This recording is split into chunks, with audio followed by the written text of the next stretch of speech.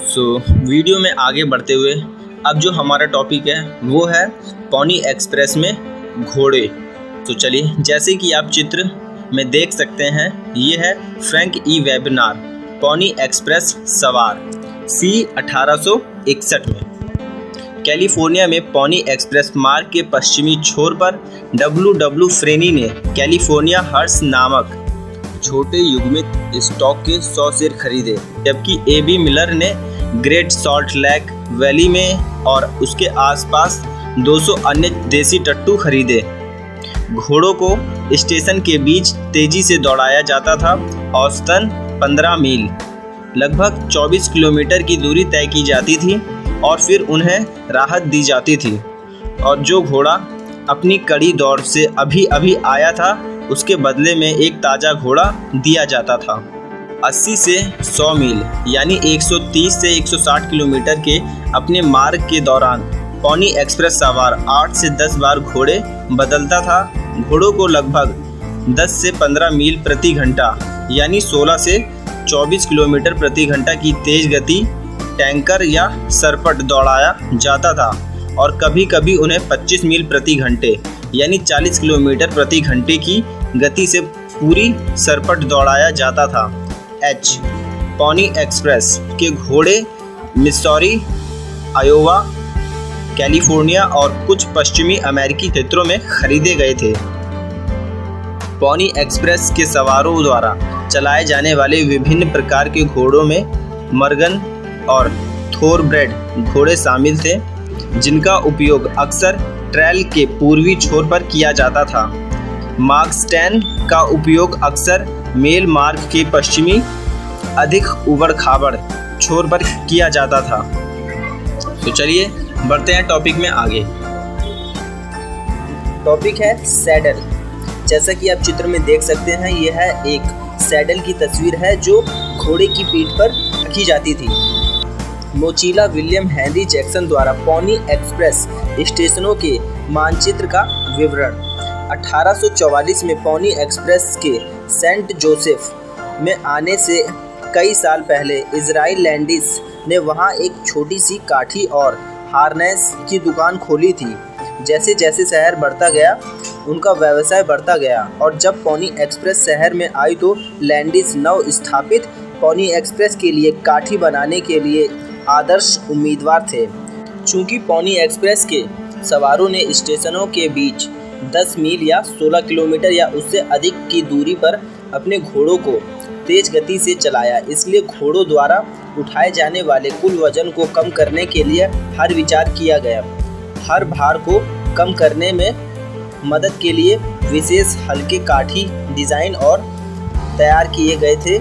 कम चमड़े और कम धातु और लकड़ी के घटकों का उपयोग करके उन्होंने एक काठी बनाई जो उस समय पश्चिम में आमतौर पर उपयोग में आने वाले नियमित स्टॉक काठी के डिज़ाइन के समान थी।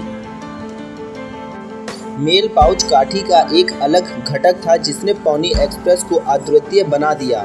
घोड़ों के लिए मानक मेल पाउच का उपयोग उनके आकार और बनावट के कारण कभी नहीं किया गया, क्योंकि इसे अलग करने और एक काठी से दूसरे में जोड़ने में समय लगता था, जिससे माउंट बदलने में अनावश्यक देरी होती थी।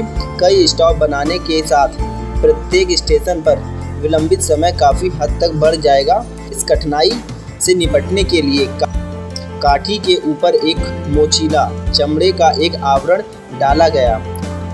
काठी के सींग और कैंडल को उन छिद्रों के माध्यम से प्रक्षेपित किया गया था जिन्हें विशेष रूप से मोचीला के आकार में काटा गया था। मोचीला की चौड़ी चमड़े की स्टार्क से जुड़े 4 कैंटीना या बॉक्स के आकार के कठोर चमड़े के डिब्बे थे, जहां यात्रा के दौरान पत्र ले जाए जाते थे। वीडियो में आगे बढ़ते हैं। अब टॉपिक है पोनी एक्सप्रेस समापन। तो चलिए मैं टॉपिक को शुरू करता हूँ। संचालन में अपने संक्षिप्त समय के दौरान पोनी एक्सप्रेस ने सेंट जोसेफ और सैक्रामेंटो के बीच लगभग 35,000 पत्र वितरित किए। हालांकि पोनी एक्सप्रेस ने साबित कर दिया कि मध्य उत्तरी मेल मार्ग व्यवहार्य था। रसेल, मेजर्स और वार्डले को मार्ग पर मेल पहुंचाने का अनुबंध नहीं मिला। इसके बजाय मार्च 1861 में जेरेमी देहूत को अनुबंध दिया गया, जिन्होंने दक्षिणी कांग्रेस समर्थित Waterfield Overland Mail stage line पर कब्जा कर लिया था। कथाकथित stage coach king Ben Holladay ने अपने स्टेज कोच के लिए रसेल, मेजर्स और वाडले स्टेशन का अधिग्रहण किया।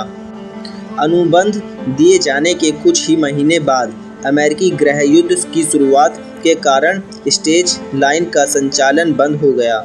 मार्च 1861 से पोनी एक्सप्रेस केवल साल्ट लेक सिटी और सैक्रामेंटो के बीच मेल चलाती थी। पोनी एक्सप्रेस ने ट्रांसकॉन्टिनेंटल टेलीग्राफ के साल्ट लेक सिटी पहुंचने और ओहामा, नेब्रास्का से जुड़ने के 2 दिन बाद 26 अक्टूबर 1861 को अपने बंद होने की घोषणा की और सैक्रामेंटो अन्य टेलीग्राफ लाइनें पूर्वी और पश्चिमी तटों पर लाइन के बिंदुओं और अन्य शहरों से जुड़ी थी। सब्सिडी के बावजूद पोनी एक्सप्रेस वित्तीय विफलता थी। इसने $90,000 की कमाई की और $2 लाख का नुकसान उठाया। 1866 में गृह युद्ध समाप्त होने के बाद होलाडे ने वाटरफील्ड स्टेज के अवशेषों के साथ पोनी एक्सप्रेस की संपत्ति वेल्स फार्गो को $1.5 मिलियन में बेच दी।